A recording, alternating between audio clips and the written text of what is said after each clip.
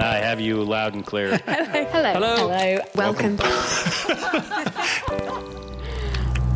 Science. And that is to say, physics, medicine, nature, or space, time, the brain, life, the universe.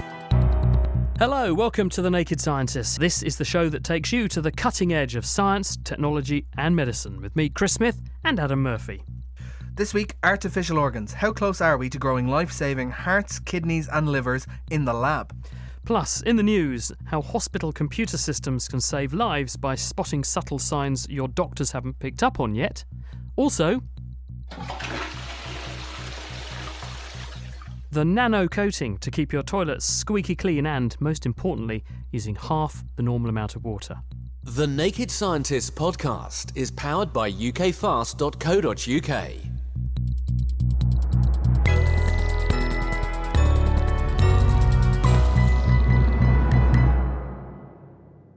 Now, first this week, increasingly hospitals around the world are replacing paper-based notes in favour of electronic medical record systems.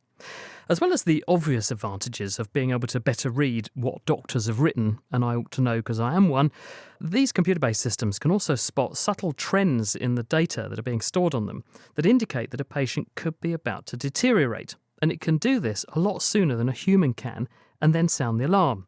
Kate Honeyford has been looking at the results from One Healthcare Trust in London. When the Hospital Trust adopted an electronic health record system, they had the opportunity to introduce a sepsis alert, and we were analysing whether the introduction of that alert improved the outcomes for patients.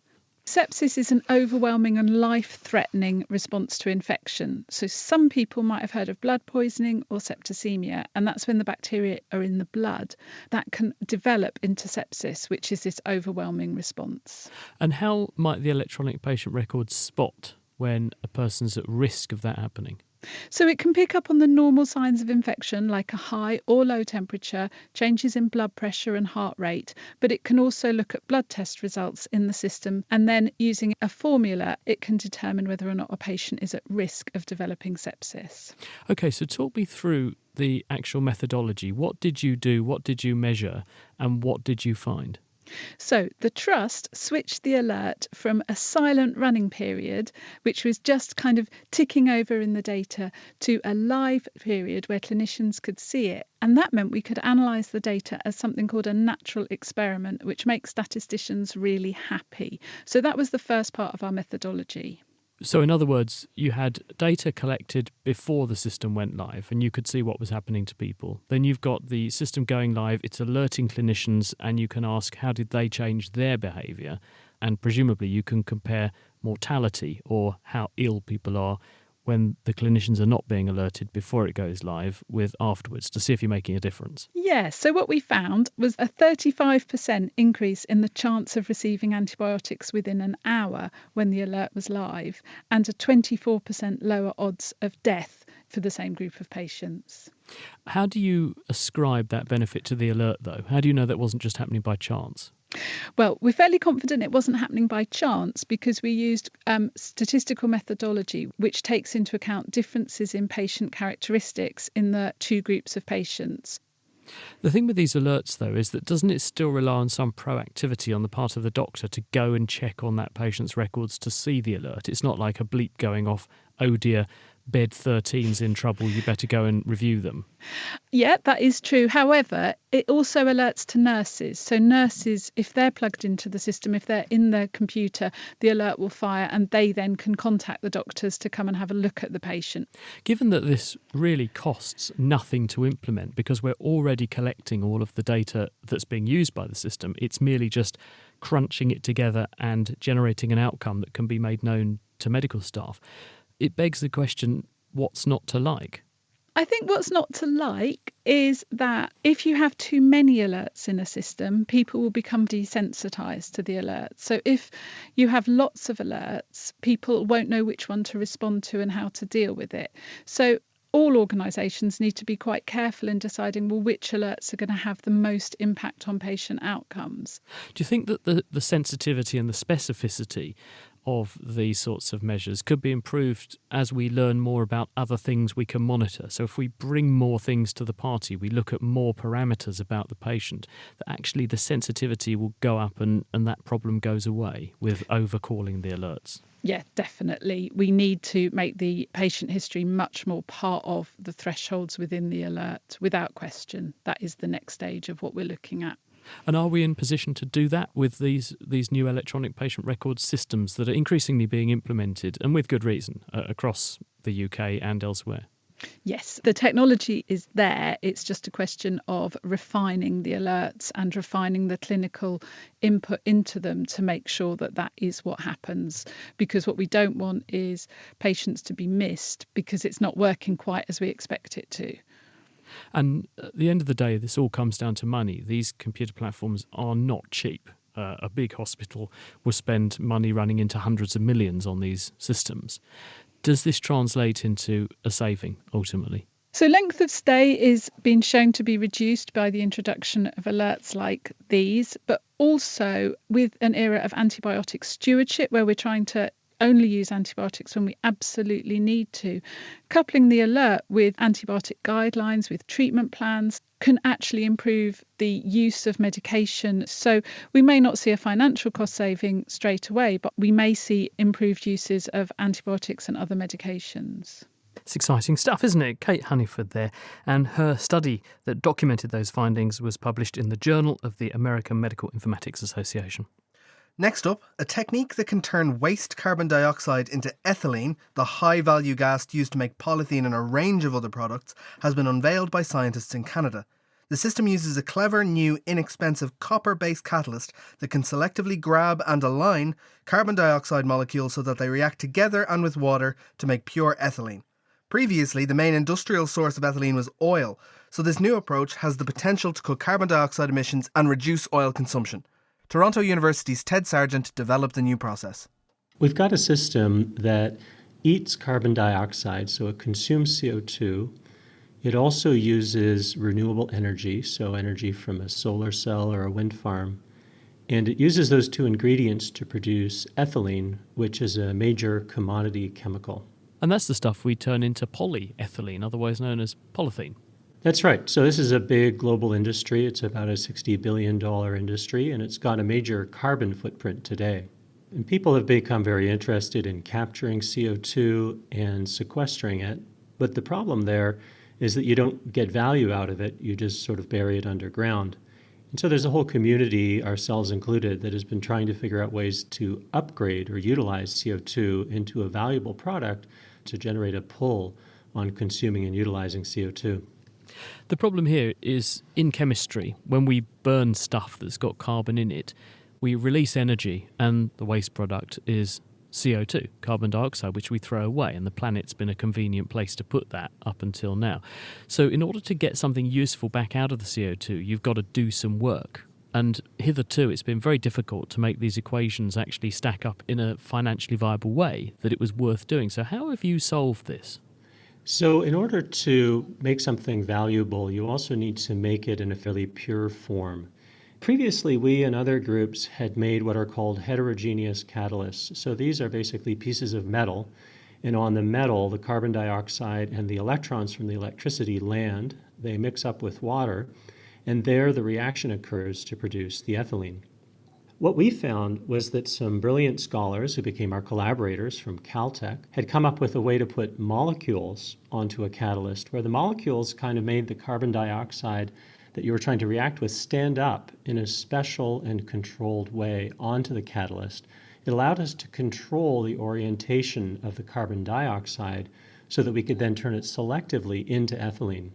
So when the reaction proceeds, two carbon dioxides end up coupled together. They form this two-carbon molecule ethylene, and then we simply collect the gas that mixes with the water that's involved in the reaction. And how does the whole catalytic process work? Do you feed in carbon dioxide gas? Yep, so we feed in CO2. It interacts with the catalyst, and it does so right at the same place that there's water. And water's providing the hydrogen to produce these hydrocarbons. And how fast is this? Is this actually viable? Because some of these catalysts, they turn something that happens excruciatingly slowly into something that happens a little bit less excruciatingly slowly, but it's not industrially viable. So is your process fast? So there's one measure that we use in this field to describe the activity or the speed of the reaction, and it's a current density. I'll just give you a sense of what it was previously using these molecules. It was about 1 milliamp per square centimeter. Now, we built a system in this project that's designed to work at industrial productivities. And most people in industry will agree that you need to get to about 100 milliamp per square centimeter in order to have an industrially interesting process. We managed to get above 200 milliamps, so we achieved more than a factor of 100 increase, and we did get into the range of industrial interest. So would it be feasible to couple something like this up to the flue stream from, say, a big power plant and deal with what a coal-fired power station, 30,000 tonnes of CO2 in an afternoon, might chuck out? So there's a lot of additional work we need to do on scaling, but we've done the calculations and we know how much CO2 comes out of, say, a steel plant or out of a cement factory. We know how much electricity is available, and we also need to supply the water. That's actually the most straightforward of those three feeds. And it should be possible to couple these all together, and we believe that with a bit more progress on the energy efficiency of our system, it will even become economically compelling to make ethylene that is renewable ethylene instead of fossil ethylene. So you've effectively got carbon neutral plastic. That's right. You end up actually taking CO2 that would otherwise have been emitted, and you sequester it into the plastic product. Ted Sargent there, and that discovery was published this week in the journal Nature. We've got to acknowledge, though, haven't we, Adam, that while it does reduce the carbon footprint of making plastic, it doesn't actually solve the plastic pollution problem, which internationally is still massive. Yeah, we're still making too much plastic in the first place. And it breaks down into miniature microplastics, which then end up in the environment and appear to persist for a very long time. Yeah. There's your next challenge, Ted. Hiya, I'm Phil Sansom, and I host the Naked Genetics podcast. Genetics is huge right now, from those home DNA testing kits to futuristic gene therapies to treat diseases. And if, like me, you're just trying to get a grip on what genes can and can't tell you, then this might be the show for you. Each month, we are telling scientific detective stories and shining a light in directions you might not expect, like gene sequencing a puppy. Bruce? Biscuit? Or maybe tearing apart a flower. Oh boy, you've taken all the parts off. Well, that one I messed up, so that shows you how good he had to get at this. And even drinking a bunch of gin. Very refreshing. Don't miss out. Subscribe to Naked Genetics wherever you get your podcasts. Yes, it's your favourite science show here, Chris Smith and Adam Murphy on The Naked Scientists. Coming up, we're looking beyond the science of organ transplantation to see how far tissue engineers have gotten in the quest to grow new organs in the lab. So stay tuned. But first, in 2012, the first cases of a fungal disease dubbed ash dieback that was wiping out ash trees across Europe were detected in the UK, probably after the fungus hitched a ride here on infected imported plants. The disease spreads when fungal spores blow from an infected tree onto an uninfected specimen, which they then invade. Luckily, the disease isn't universally fatal, and about 5% of ash trees carry genes that mean they're naturally resistant to the infection. To find out what those genes are, UK scientists have compared the DNA sequences of susceptible with more resilient ash trees. And this has enabled them to come up with a way to spot the trees not to fell and that are best suited for breeding programs that can repopulate forests. Amalia Thomas reports.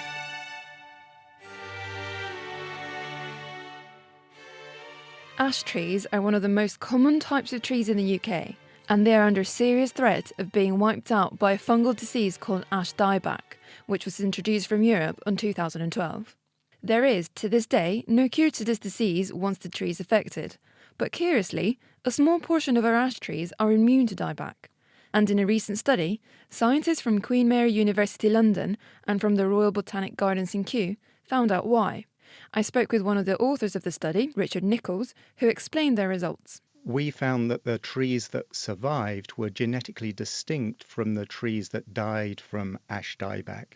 We found evidence not that there's a single gene involved in resistance, but genes spread all across the chromosomes. Hundreds, perhaps thousands of genes, each with a small effect, contributing to the resilience of some trees. To put things in perspective, Richard explains the devastating effects of this disease on the UK's ash tree population. When the disease arrives, it's catastrophic. Around about 70% of the ash trees in a woodland will die.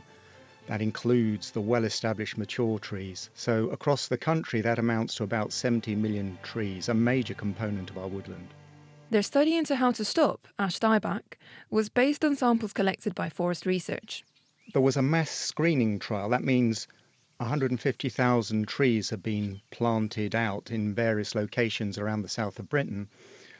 And we went and found the worst affected trees and the relatively unaffected trees. All in all, we took 1,000 samples. And from these samples, they were able to extract genetic information from their DNA. We had a whole series of millions of reeds from trees which had been affected, and another series of reeds which we knew had come from trees which were unaffected. And we compared the two to look for differences. So a lot of the differences that we've found may be spurious differences, because there are so many variations in the genetic code that if we look across all of the chromosomes in an ash tree, even if nothing was going on genetically, we would be bound to find some differences just by chance between the diseased trees and those which are relatively unaffected. But when we looked at those genes which had the largest, most impressive differences, they did seem to make sense. They did seem to be genes which in other species have been found to be associated with disease resistance. So, from a small piece of an ash tree, Richard and his team are able to predict whether or not it will be susceptible to ash dieback. What we do is we create a score. We look at the trees and say, well, of our suspect genes, the genes that we think might be involved, how many has this tree got? And then we look to see how well the tree performed. And when we did that, we found we got remarkably accurate predictions. So when a tree had a really high score, then with 80% probability, it was one of the more resilient trees. Identifying which trees are resilient to ash dieback is a huge step forward in the battle of conservation of the ash tree population and the ecosystems they sustain, which are so significant in the UK. What we want to be able to do is to breed trees which will be useful to repopulate woodlands, which will be resilient to the disease. And we can use the genetic information to do that. And the second thing we would like to be able to do is go to a woodland which is being infected and identify the trees which are going to do relatively well, because we don't want to cut down all the trees. If some trees are going to do well and would be good to reseed the woodland, we want to be able to identify those and not to cut them down. This is a really important example of why our conservation efforts should maintain large, diverse populations. Because if our ash trees had been just one cultivar which was planted all over the country, we wouldn't have this natural reservoir of resilience. Well, let's hope it's enough to stop ash dieback. Richard Nichols there from Queen Mary University of London, ending that report by Amalia Thomas. The study was published in Nature, Ecology and Evolution. A new report from the World Health Organization has said that up to 80% of kids worldwide are not getting enough exercise, and in some countries that number might be as high as 97%. So why is this, and what might its impact be? Well, with us is physiologist Christoph Schweening, who we should point out came to talk to us about running marathons a couple of years ago and actually ran the London Marathon and then jogged from the train station back into the studio. So you're something of a professional in the exercise arena, aren't you, Christoph? Why is this an important issue? Well, for a whole number of reasons, but first let's make it clear. This is 1 hour of moderate to intense activity in total that is required for adolescents. So, as you say, 80% not meeting that target. That's almost... Is that per week? Per day. So 1 hour per day. I must say that adults are not meeting their target either. About 80% of those are not managing their 2.5 hours of exercise a week. Children are not unique. And of course, without exercise, you lose capacity to be able to do further exercise or even sustain life in the future. If you exercise less, then you become capable of doing less as time progresses. Presumably it's not just about capacity, though. It's presumably also to do with your ability to fend off ill health. Oh, yeah, absolutely. So with ill health comes lots of stresses. So there's a cardiovascular stress associated with ill health and gradual dehydration. And exercise is very good at helping to support that. You've got things like muscle mass as well. And muscle mass, of course, muscle stores carbohydrate, and that's important as well if you're ill. There's bone density, there's hormonal capacity as well, which gradually decreases if you don't exercise. And then the other critical aspect, sometimes overlooked, is the mental health aspect of getting out and doing a regular exercise bout, especially outside. And that's very important for mental health. So this is really signalling alarm bells, isn't it, that so few children are probably meeting those requirements. Why do you think that is? I think there's a whole host of reasons why children are not exercising enough. Partly they're taking their lead from the adults around them, and they're not doing enough exercise either. But it's so easy to not do exercise if you have all of these labour-saving devices, and now we're seeing lots of these electric scooters around as well. There's not even a need really to cycle a bike to school. It's easy to sit in a nicely heated room with an electronic device chatting to your friends there rather than going out and actually meeting them. So what defines active? What is the threshold? Is it not like, because us scooting around our office in our wheelie chairs, that doesn't count. So what does? This is the whole problem, and this is why there's been a gradual shift from things like doing 10,000 steps a day to this 1 hour worth of activity. And it's really scientifically a spectrum in that you can do lots of very low-level activity. Scooting around on a chair, if you were doing it absolutely all day and relatively actively, isn't that bad. But you can shorten the amount of time that you need to exercise for if you make it gradually more intense. And this is actually a public communication problem because it starts to get complicated if you start to draw out an equation of the intensity versus time relationship. So we have simple statistics like 1 hour of moderate to intense activity a day. That's good. One person I know tried to argue that they could count several glasses of wine towards their 5 a day because they were made from something that had fruit in it. We had to disabuse them of that notion. Yeah, that's one of the 5 a day. Yeah. What might be the long-term consequences? If we do carry on going this way, what's going to be the outcome? The outcome really is a problem with early mortality, and it's a problem of disease states, growing levels of type 2 diabetes, growing levels of inactivity lead to a whole range of mobility problems as well. So it's not looking good. What we will say, though, is Christoph did cycle here, and he's going to now get on his bike. So, Christoph, thank you very much. Christoph Schrening from the University of Cambridge. Now, this is probably one of the most widely recognised sounds in the world.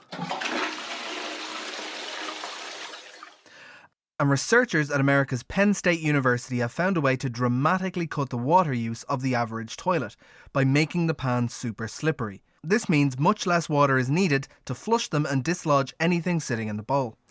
This new treatment, which can be applied to both existing as well as new toilets, comprises 2 layers. The first causes lots of tiny hairs, called nanohairs, to grow on the bowl, a bit like a 5 o'clock shadow. These nanohairs are strongly hydrophobic. They repel water. But to make the bowl even more slippery, a second silicone-based layer is added on top, which should make skid marks impossible, as Adam heard from the product's creator, Tak-Sing Wong, starting with the nanohair layer. The nanohair is about 1 nanometer thick.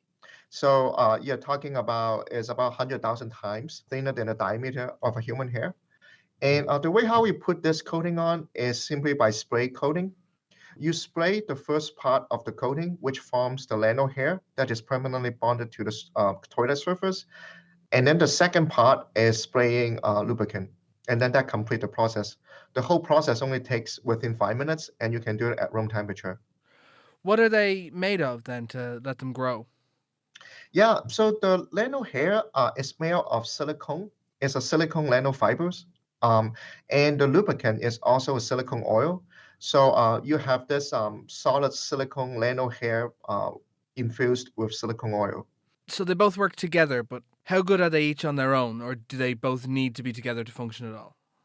So with just the Lano hair alone, it's already very liquid repellent and can also reduce the adhesion from sticky substance by 70% compared to an untreated surface. With the lubricant, with the silicone oil lubricant, it further enhances the slippery function and can reduce the adhesion up to 90% of sticky substance compared to an untreated surface. And how long do they last, or will you need to be replacing them frequently? For the first layer of the Lano hair, that is permanently bonded to the toilet surface or glass surface, so that you don't need to reapply or replenish. But for the second layer, that is the lubricant, which is infused into the Lano hair, you have to reapply it from time to time, depending on the use case and the frequency of use. And the hairs underneath the lubricant, how robust are they? How much punishment do they stand up to? They are very robust. This Lano hair are bonded to the surface through this interaction called a covalent bonding. It's among the strongest bonding you can get in nature. And we have done a laboratory test. We use sandpaper to rub against the toilet surfaces. And what we find is that you can't remove this Lano hair even after 300 rubbing cycles from the sandpaper. So they are very mechanically robust. And why would you want to go about making a super slippery coating for a toilet? What's the purpose in doing this? If the coated surfaces can prevent adhesion from the human waste, first, it will look better. And without the human fecal streak on the surfaces, it can prevent the bad smell, the unpleasant odor, and also it can reduce the bacterial accumulation. So that is more on the health aspect. Another aspect is the actual water saving. Take the toilet in the United States as an example. Typical toilet, we use about 1.6 gallon per flush, or equivalent to 6 liter per flush. 50% of this flush water is required to transport the human waste through the drain line and the sewage system. But the other 50% of the water, most of the time, you actually use it to clean off or rinse off the surface. Now imagine if the surface is super non-sticking to the human waste. You do not need that 50% of water to clean the surface.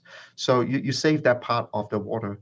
And when you think about that, we have probably over 1 billion flush toilet or urinal in the world. And if you add up the amount of water that we can save, that's a significant amount of water. That is possibly the one occasion when you can honestly say, my research went down the toilet. I mean, in a positive way. That was Tak-Sing Wong, and the details of that coating, which, he told Adam, can also be used to keep windshields clean and your camera lens spotless, has just been published in the journal Nature Sustainability. Meanwhile, if you'd like to find out more about any of the stories we've been covering so far this week, the transcripts as well as references to the papers are on our website. That's thenakedscientist.com. But now it's time for the mailbox, where we read out the things you have been sending in to us. And this week, listener Bavesh was happy to hear former Naked Scientist Dave Ansell back on the Custard Show. He got in touch via Twitter saying, Dr. Dave cameo, yeah, just like the good old days. So Chris, what was your favourite experiment that you and Dave have done together? Oh, we did loads. We actually did more than 300 kitchen science experiments, and we wrote up the best 50, and that actually got turned into a bestseller, which was initially called Crisp Packet Fireworks.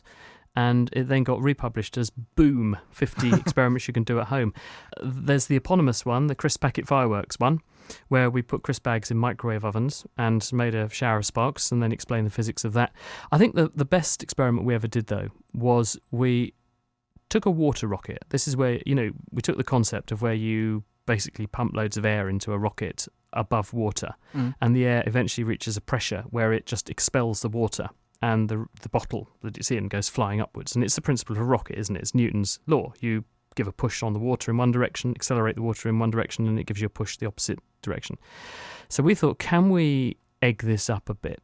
So we thought, can we make a liver-powered rocket? So we got a lemonade bottle, filled it with industrial-strength hydrogen peroxide instead of water, wore very stringent safety gear. You would? I have to say. Yes. And then minced up liver from the butcher, Now, liver has got loads of catalase, which is the enzyme that very rapidly degrades hydrogen peroxide. It produces oxygen in massive amounts.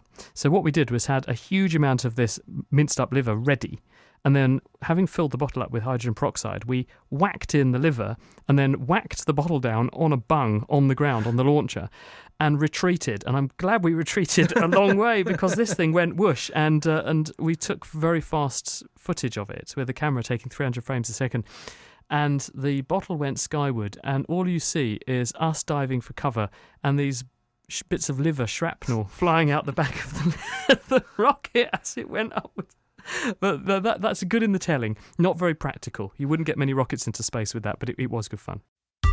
The Naked Scientists podcast is produced in association with Spitfire, cost-effective voice, internet and IP engineering services for UK businesses. Find out how Spitfire can empower your company at spitfire.co.uk. Today, we are delving into the details of cell biology involved in getting new organs to those who need them. With long waiting lists for organ donations, can science go beyond transplantation to actually growing new organs in the lab? We'll be finding out. But first, to clarify what we mean by organ donation, here's Amalia Thomas. On 17th December 1986, at Papworth Hospital in Cambridge, something rather amazing happened. Davina Thompson became the first person to have a heart, liver and lung transplant, after an operation requiring 7 hours and 15 people. She would go on to live another 12 years. So how does organ donation work? If you were somehow to get very sick, you might need an organ transplant. That involves taking an organ from a donor and putting it in you, so the healthy organ can take over the job of the damaged one. We hear about it a lot these days, and it's a pretty common procedure, but donating whole organs from one person to another is a procedure that's only about 60 years old.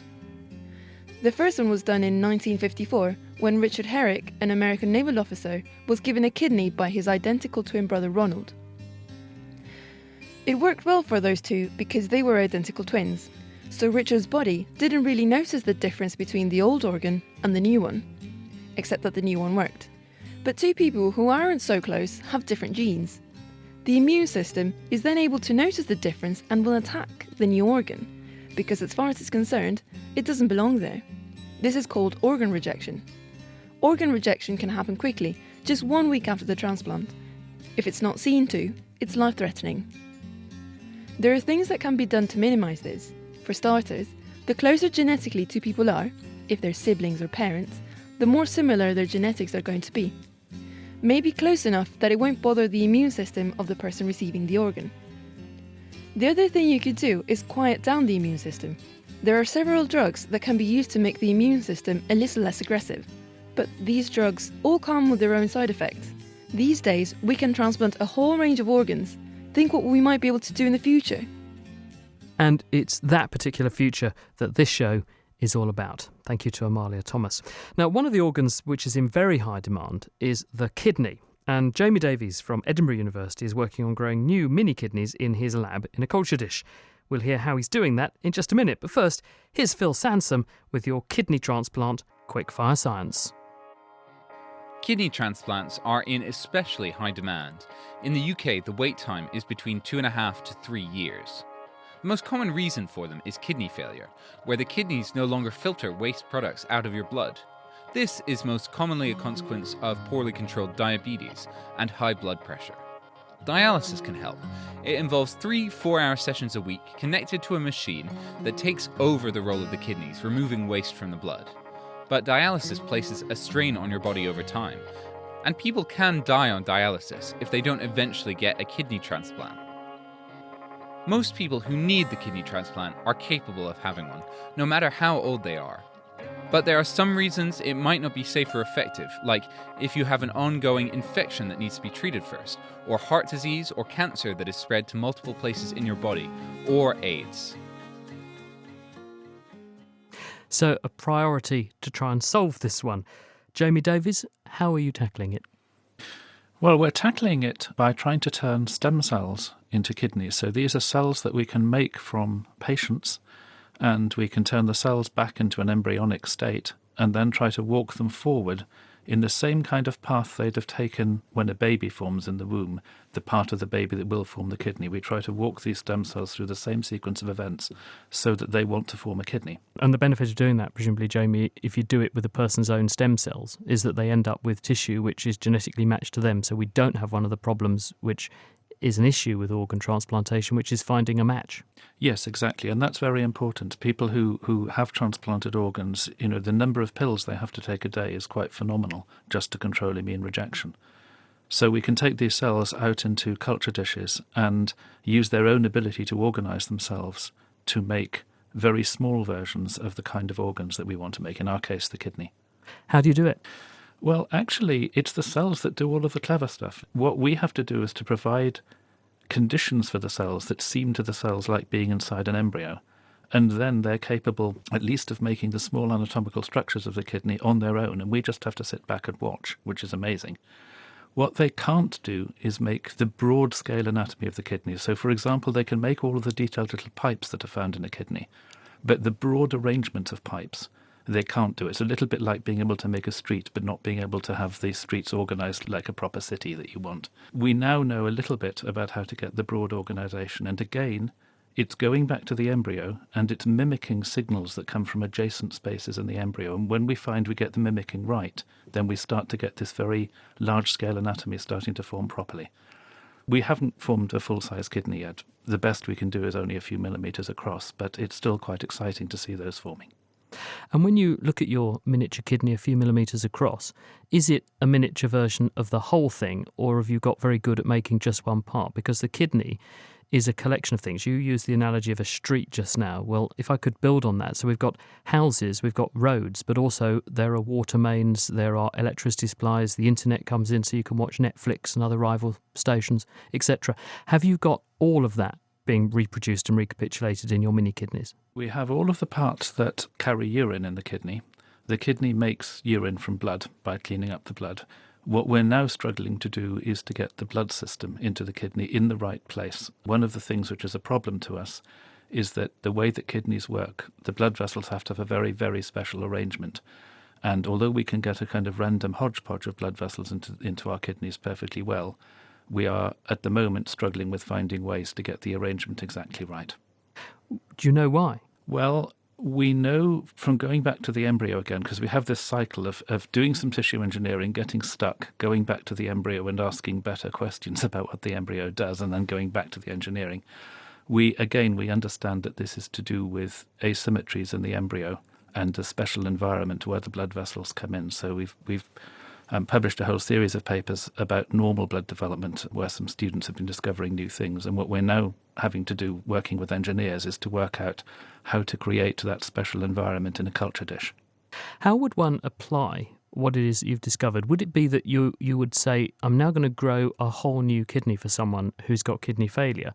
Or could you go down the road of saying, well, we're going to do some in situ repair? Because rather than build a whole new road, we keep returning to housing estates and houses here, don't we? But rather than build a whole new road, I can fill in potholes and I can make the road a much smoother ride. So which is it, or can you do both?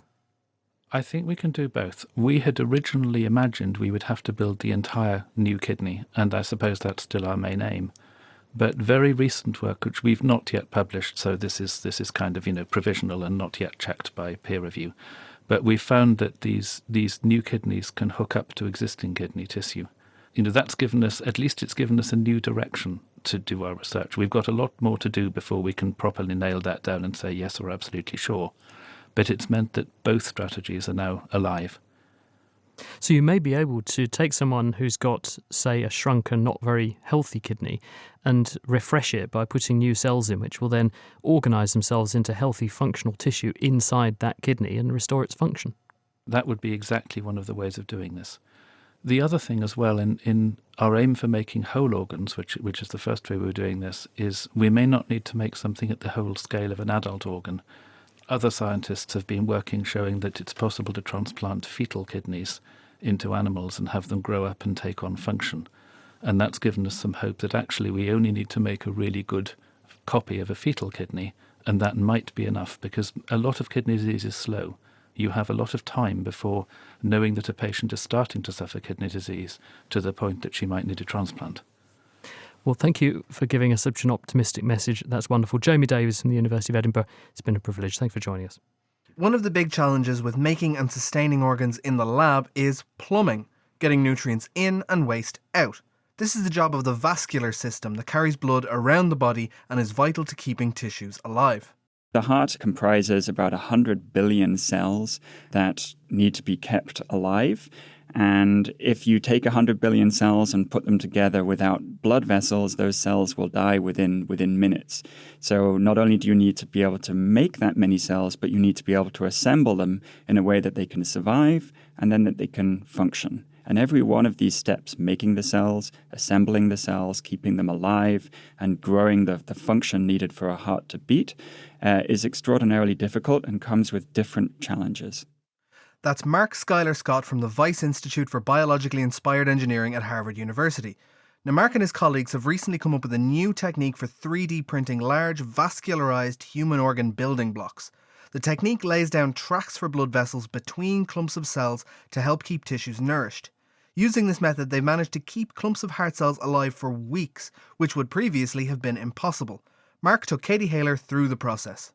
Step one would be prepare approximately 1 cup of stem cells.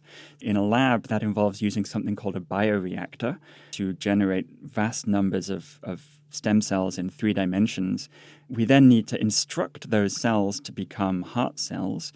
So we put the correct ingredients into this bioreactor so that they are able to develop into a heart cell. So stem cells, and then we provide chemicals that make the stem cells think that they're supposed to develop into beating heart cells. You know, this is a fairly standard process up to this point. And now, if we have hundreds of millions of heart cells, a heart isn't 100 million cells floating around in a bioreactor. It's actually a solid organ, of course, that beats and pumps out blood. We now need to think of a way to compile these together into a tissue. Right, so step 2 then. Step 2. So we now have hundreds of millions of cells. At the moment, little pieces of tissue. So they're not single cells. They're in little clumps about 0.5 millimeter across. If we now take these little clumps and we put them in a centrifuge, we're able to sort of push them all together. We spin them down. They form a little pellet of cells. Cool it on ice, so it's now at 0 degrees. We then come with a 3D printer and inject gelatin, solid at room temperature and liquid when it's 37 degrees, in 3 dimensions into this group of cellular aggregates. Now, if this material were a liquid, the gelatin would just sink and I wouldn't be able to create a 3D structure. If my cells were too solid-like, I would essentially be carving it like a turkey as I come in with a nozzle and a 3D printer and inject gelatin in 3D. And this would also break the tissue. But because these cells are halfway between a liquid and a solid, I'm actually able to come in and lay this gelatin material in 3 dimensions, and it will hold in place so that when I now raise the temperature, my cells all stick together. So now my tissue has become solid-like, and the gelatin that I printed melts and becomes liquid-like. If I now flush that gelatin out, I'm left with space. I'm left with channels that I can now connect a pump to those channels and actually keep the tissue alive, keep it perfused and viable. So it's a bit like a Goldilocks porridge situation. And how does this compare to how a full-scale heart would be vascularized? This is very different in terms of the process of how we develop. But this is obviously because the goal of creating an organ for transplantation, you can't wait 20 years for an adult heart to develop. We need to be able to manufacture it quickly. So the process is very different. In terms of the architecture, we similarly have blood vessels in our body and in our organ that start very large. The aorta comes from the heart, and then it splits, and you're down to what's called arterioles, little arteries. And then the arterioles become capillaries, and then the capillaries rejoin to form veins, and then larger veins. So this hierarchical arrangement of blood vessels we're able to reproduce with a 3D printer. Not necessarily at the resolution of capillaries, but certainly in terms of having these branched hierarchical networks. This is actually important for transplantation. If a surgeon wants to be able to connect a tissue to the patient, they don't want to have 100 different tubes that they need to suture to connect to be able to feed that tissue. They want a single inlet that will then split, and feed the full volume of the tissue, and then a single outlet that they can plumb into. I'd say the advantage of our method here is these organoids that are being developed, they really leverage biology's natural ability to make complex structures on their own. The instructions for generating the sort of patterns that you see in organs, of course, is in our DNA. Organoid protocols, they take advantage of that to form these tissues that can exhibit amazingly complicated architectures that self-assemble. They develop on their own for free, essentially. So because at the smallest scale, we have all of these structures already in place in the organoids, if we can now compile hundreds of thousands of these organoids together into a larger tissue that we can keep alive, we hope that through 3D printing, we get the large-scale structures and vasculature necessary to keep it alive. But through developmental biology and the fact that they're these stem cell-derived organoids that have all the microstructure already present, that we get the small-scale structure in place as well. Mark Schuyler Scott there. And it's not just heart cells that can be used here. Mark and his colleagues are also working on using the same trick in kidneys and livers too.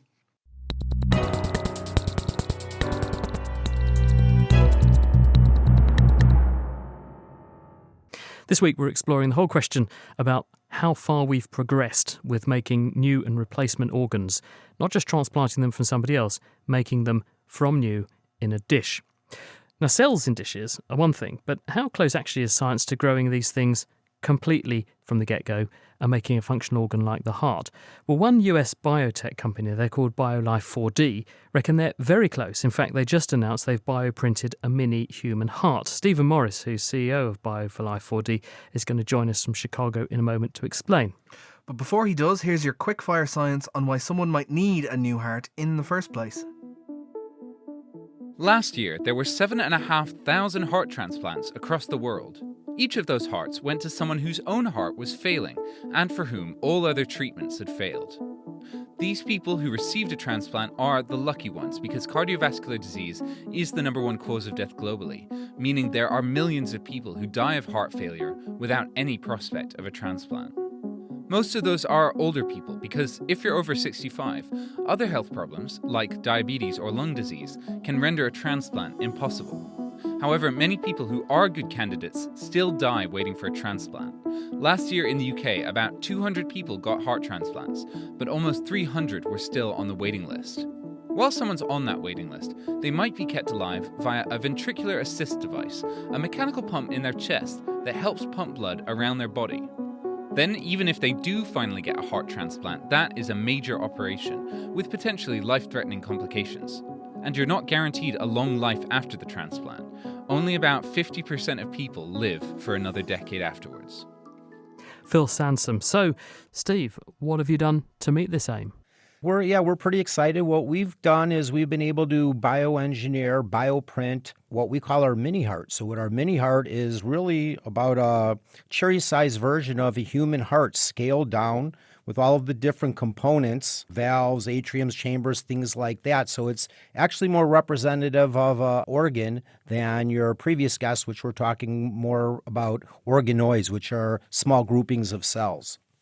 Where do you get the cells from? So what we would do is we would take a patient's own cells and basically reprogram them to the different cell types that make up the heart and then use those to bioprint ultimately a organ viable for transplantation. For the mini heart, though, you don't need to have a patient's own cells because it's not designed to be implanted back into a human. It's a little bit lower of a bar than having an organ that would be required, or the complexity and the functionality of an organ to keep an animal along for the long term. The mini heart is really designed for pharmaceutical testing and drug discovery testing to give a better predictive model to test the potential cardiotoxic effects of whatever it is therapies that they're working on. And how do you actually do the bioprinting? It's an incredible process. We start out with white blood cells, and then we literally reprogram them into induced adult stem cells. And then once we do that, we reprogram them again into the different cell types that make up the heart. So there's cardiomyocyte cells that beat and different cells that make up the structure of the heart and the different components of the heart. And once we've been able to reprogram enough of each of those cells, we put them in what we call our BioInk, like little balls of hydrogel. And in that hydrogel, you have the cells as well as nutrients, growth factors, and other secret sauce that we put in there in order to keep everything viable for the 3D bioprinting process. We load that into a bioprinter, and then what we do is we literally bioprint an organ, a heart. So layer by layer, 3D bioprinting is very similar to normal 3D printing, but normal 3D printing, you melt one layer to another. You can't do that with cells or you'll kill the cells. So what we do is we place all of the cells in the appropriate place as we're constructing the heart, and then we also lay down what we call scaffolding, so material to hold everything in place because the cells have not self-assembled yet. And after a couple of days, the cells all self-assemble, form networks, and join together, and then we are able to melt away that scaffolding and be left with the organ. Does it work, though? That's the crucial question. Can you actually get this thing pumping blood? We have not got it to the point where it's pumping blood. The answer is absolutely. That's what our next milestone is. We're well on our way towards doing that. So we're now capable of printing all of the different components of the heart separately, the valves, the chambers, and even vascularization and things like that. But when we're laying it down layer by layer, it's not like a normal crossword puzzle where you take the pieces and just plug them in. We have to be printing layers of each of those different components at a time. So even though we're able to print these functional components, we have not been able to get them together in this construct so that they're fully functional. Well, I guess that's going to be the crucial next step, isn't it, to actually make it work? Thank you very much for telling us all about it. Stephen Morris from BioLife 4D. And if you'd like to learn more about their platform, you can go to their website. It's biolife4d.com. Now, so far, we've discussed growing kidneys and hearts in the lab, but also high up on the demand list are livers. Here's the quickfire science. Why might you need a liver transplant? It's a last-ditch measure for either chronic liver diseases like cirrhosis caused by long-term alcohol abuse, or acute liver damage caused by overdoses of drugs like paracetamol and infections with some hepatitis viruses.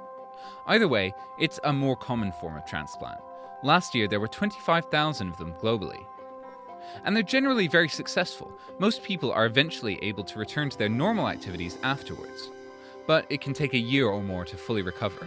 And like other transplants, you'll need to take immunosuppressant medicines to stop your body attacking the new liver for the rest of your life. Phil Sansom, and as Phil mentioned, part of the deal of getting an organ transplant is often lifelong medicines to prevent organ rejection. David Hay from Edinburgh University has implanted lab-grown liver cells into mice with a serious liver problem due to the body not being able to process the amino acid tyrosine, and has since got them off medication with intact immune systems. So, David, briefly, what's wrong with these mice that means they need new livers? So these mice need new livers because, as you said, they can't fully process the amino acid tyrosine, and it leads to a build-up of toxic products which damage a number of different organs in the mouse.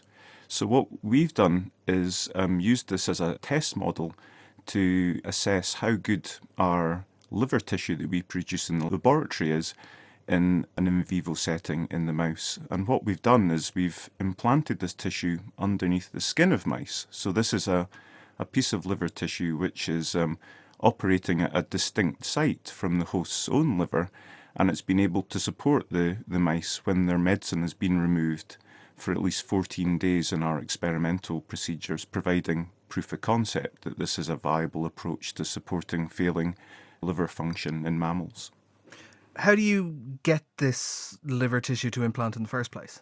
What we do is we've been working with engineers in Edinburgh, and we've been using a non-woven fabric and putting our liver spheres on top of this fabric and then putting these underneath the skin of mice. So a very simple procedure to deliver tissue underneath the skin.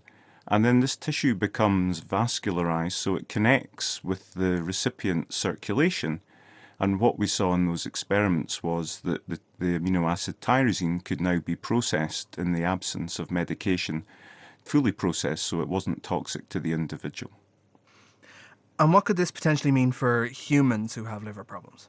That's what we're trying to develop now, is moving towards the clinic with this work, is trying to generate a liver implant that we could give to patients to support them when their liver is failing. Now, this could be in the case of someone who has a underlying liver disease and has a short period of decompensation where their liver doesn't function at a level which is consistent with good health. So what we're looking to do is use that as our test bed, really, for assessing how good the technology is. Is it safe to use? Is it efficacious? And will it make a difference to patients who may not have other treatment options? So how do you go about doing that then? How do you take a tiny little thing that can go in a mouse and size it up to something that can go in a person? That's a very good question, and that's something we're focusing on at the moment. So what we've done with our basic prototype is now moved us on to the next stage, where we've semi-automated it and scaled up the amount of liver tissue that we can produce from stem cells using the robotic setup at our centre in Edinburgh. And the idea really is to produce tissue en masse that we can then use in the context of a human being, but also use this tissue as well to model different aspects of liver disease in the dish, maybe repurpose drugs, or test the safety of drugs too. So there's a number of different applications for this type of technology, and working at scale is paramount. Can I just ask you a question, Dave, which was, I'm intrigued to know, when you make these little miniature livers, do they actually recapitulate the anatomy of a liver? Because if I took a piece of liver and I looked at it under a microscope and then looked at one of yours, would they look the same? That's a good question. They wouldn't look the same. So what we're doing is producing three-dimensional spheres. And we have liver cells in there, so the main cell type of the liver called the hepatocyte that performs most of the function.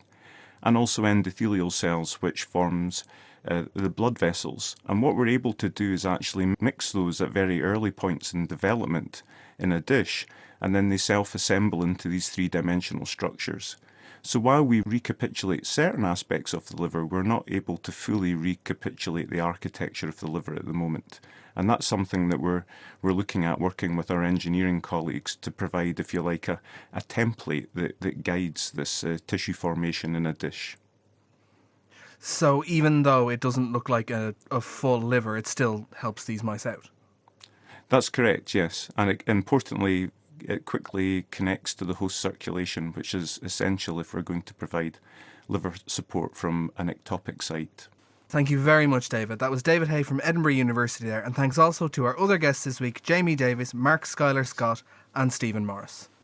And to finish, time for our question of the week. And Nadeem Gabani has been diving into this inquiry from Jeff, all about sea level rise. How is it that there are rising sea levels impacting some island nations, such as the Maldives or Kiribati, yet 1,000 kilometres in any direction, there is no discernible sea level change at all? Whilst this isn't quite true for the islands mentioned, there is indeed a variation in sea level rise around the world, but the reasons behind this may not be what you expected. Dr. Rob Larter of the British Antarctic Survey breaks it down for us. Okay. As the volume of water in the ocean increases, sea level does not rise uniformly everywhere, and in some places, local sea level even goes down. There are three reasons for this. Firstly, some parts of the Earth's surface are being uplifted or subsiding due to geological processes. This means that the height of ocean floors can change over large areas, causing the seawater above to either rise or sink with it. Secondly, some areas that were beneath more extensive ice sheets during the last ice age, 20,000 years ago, were depressed under the great load of the ice and are still rebounding. That is amazing. So, as these massive amounts of ancient ice slowly disappear, the areas held beneath them begin to slowly move up again. And on top of that, you get more melted ice water returning to the oceans. Finally, the ice sheets on Antarctica and Greenland are so massive that they exert a significant gravitational attraction on the oceans around them. As they lose substantial amounts of ice, this gravitational force decreases, so they become less effective in pulling ocean water towards them. This effect results in a smaller sea level rise or even a local sea level fall close to the ice sheets themselves and greater sea level rise thousands of kilometres away. So not only do the ice sheets contain a significant amount of water, their sheer size and mass actually helps keep global sea levels down. Although incredible, these processes highlight how global temperature change can affect sea levels. Certainly something to think about. A big thank you to Rob for his input this week. And now, straight on to next week's question from Elizabeth. The other day, my husband found a long grey hair on my head, the first one that I know of. That made us wonder, do hairs grow out grey, or do hairs that had colour eventually turn grey? So we will be shining answers on that grey area, and hopefully it's something you can add some colour to. And I would be very keen to know the answer to this question, because I have been going grey since I was 13 years of age, so hopefully that will help me out as well. Now, if you have answers to that, send your thoughts to chris@thenakedscientists.com or post it on our Facebook or Twitter page, or you can join in our discussions on thenakedscientists.com/forum. And don't forget, of course, on our website, nakedscientist.com, we do put a transcript of the programme each week. So if there's anything you didn't catch the first time or you want to read a bit more around it, you go to nakedscientist.com and the programmes are there with all the transcripts and the references to the papers too. Now, just before we finish this week, we have a very special opportunity for you. We've teamed up with underluckystars.com to give 3 lucky listeners the chance to commission their very own star map. This is an accurate depiction of what stars will wear on a date that you stipulate. Now, that could be your birthday, it could be the day you got engaged or married, or perhaps even the first time you listen to The Naked Scientist. Who knows? It's up to you. These are beautiful and they make fabulous gifts, and the underluckystars.com team have also said they will frame them for you. Now, for a chance to win one of these, all you have to do is to be a Naked Scientist donor in November or December. And we'll, of course, include the people who are already our regular monthly donors. You don't have to sign up again. I can't emphasise enough to you how much your support means to us.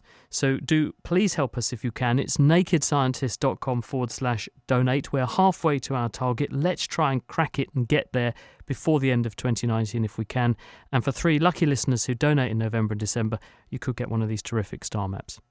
That, though, is it for this week. Thanks very much to Katie Haler, who put the programme together. And do be sure to tune in at the same time next week for our Q&A show. You ask the questions and we come up with the answers. Speaking of which, if you've got a question that you'd like us to put to our panel of experts who'll be joining us, it's chris@thenakedscientist.com over email. You can find us on Facebook or tweet @NakedScientists. The Naked Scientist comes to you from Cambridge University and it's supported by the EPSRC and Rolls-Royce. I'm Chris Smith. Thanks for listening. Until next time, goodbye.